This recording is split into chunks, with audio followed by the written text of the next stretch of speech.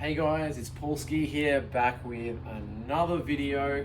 So today I want to talk about a great stretch you can do for your calf muscles. So if you're a runner or you do a lot of walking or leg work in the gym, or if you're a dancer like me, I'm a Latin dancer, so my calf muscles get super tight. So I always need to stretch the calf muscles, and this is one of the best stretches I've found. It's really easy to do. You can hold it for a long time.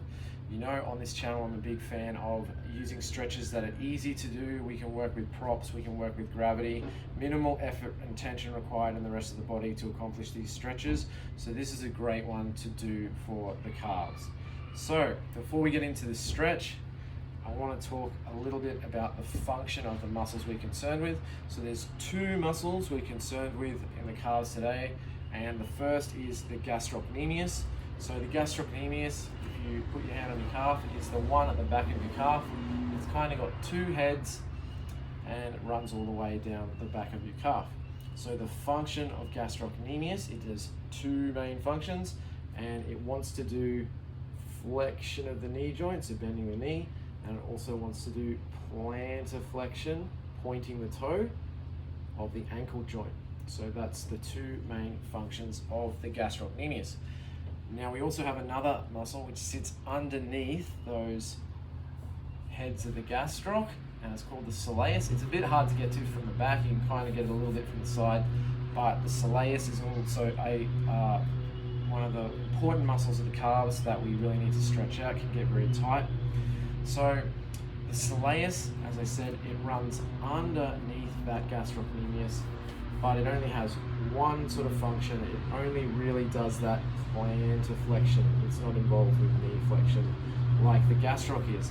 And the reason for that is the anatomy. So we're going to talk about the anatomy now really quickly, just so you understand kind of what's going on.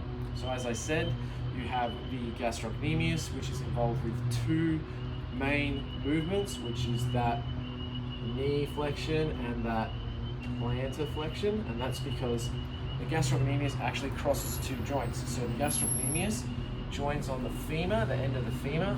We have these knobbles right on the end of the femur bone called condyles. There's a lateral condyle and a medial condyle. So your gastrocnemius, each head joins onto one of the condyles. And then it runs all the way down the back of the leg and joins in this tendon called the calcaneal tendon, or commonly referred to as the Achilles tendon. And then the next muscle that we have is the soleus. So the soleus does not attach on the femur, it attaches on the lower leg bones. So it attaches on the outside here on the fibula, and it also attaches a little bit on the tibia, near the very head of the tibia.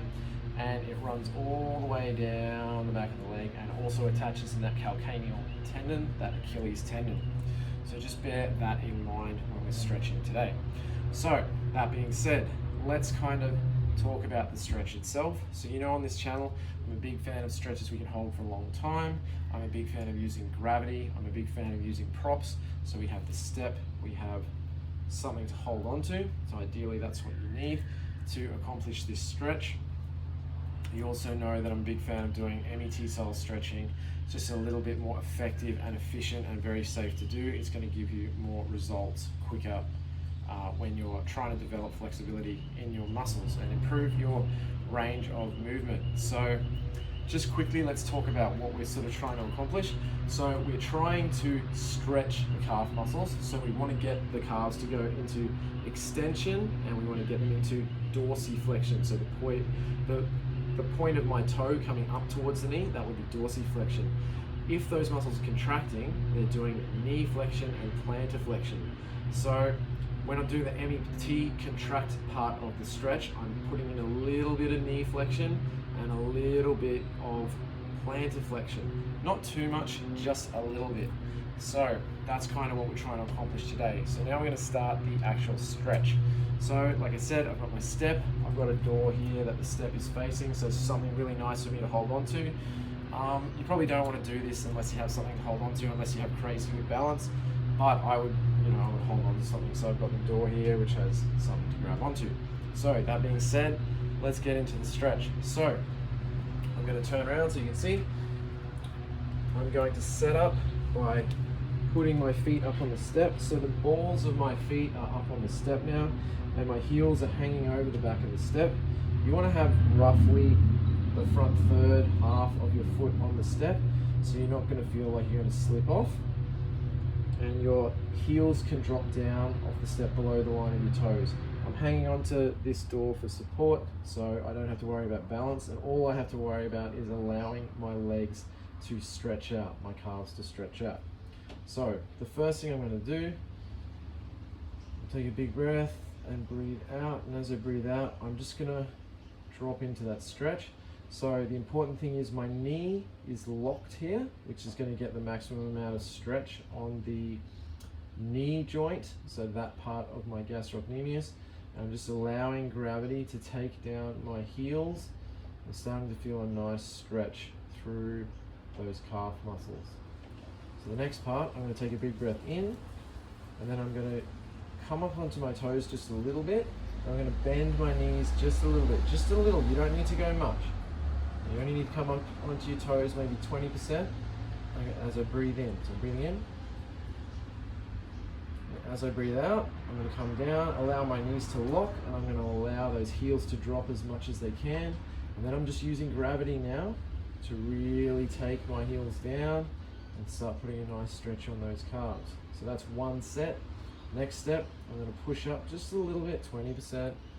Onto my toes. I'm going to allow those knees to bend just a little bit as I breathe in, and as I breathe out, I'm dropping, allowing my knees to extend. Knees are fully locked. Those ankles are dropping even further down off the step, and I'm starting to feel even more of a good stretch through those calves. One more set. So I'm going to breathe in, and I'm going to push up onto my toes just a little bit. Allow my knees to flex just a little bit. Hold that for the in-breath.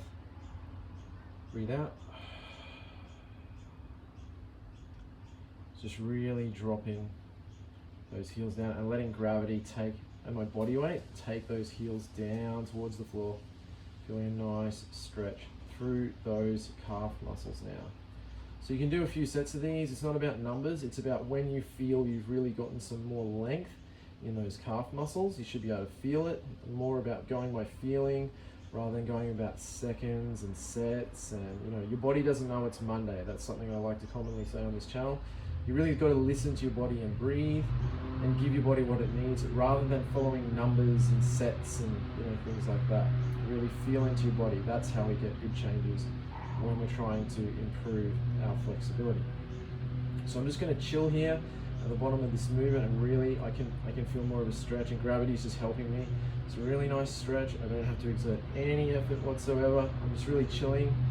And how long do I hold it? As long as it takes. It might take 30 seconds for your calves to release. It might take 5 minutes, depending on what you've been doing with your body, depending on how tight your calves are. Just really chilling and sitting into this stretch, allowing those heels to sink down.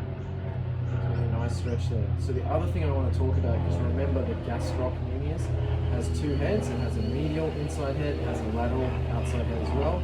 So if I want to hit the lateral head, the outside head of my gastroc, I'm going to medially rotate, or rotate my toes in, and that's going to hit more the outside head of my gastrocnemius. So you might feel it's tighter there, or you might feel the inside's tighter. So the medial inside head of that gastroc might be the tighter one for you. This is the one that's tighter for me. So I'm going to rotate my heels in and my toes out, and I'm going to just drop into it. You should feel that more through the inside head of that gastroc. Just going to step into this. So this feels really nice to me because I'm a dancer. I'm always stepping on the inside edge of the ball of my foot, so I get tighter through these inside calf muscles. So this is a really good one for me. You can just hold this for as long as it takes. Just listen to your body and breathe. Breathe into it and let those muscles lengthen. So that's starting to feel really good now for me. So I'm just going to come out of this. I'm going to shake my legs off just a little bit. So now my calf muscles are feeling a lot more loose and lengthened. So that's a great stretch you can do for your calves. So there you have it today. Another video, a quick one for you guys. I hope that one helps with your trying to improve your calf muscle flexibility, and we'll be back really soon with another video. And until then, don't forget, listen to your body and breathe.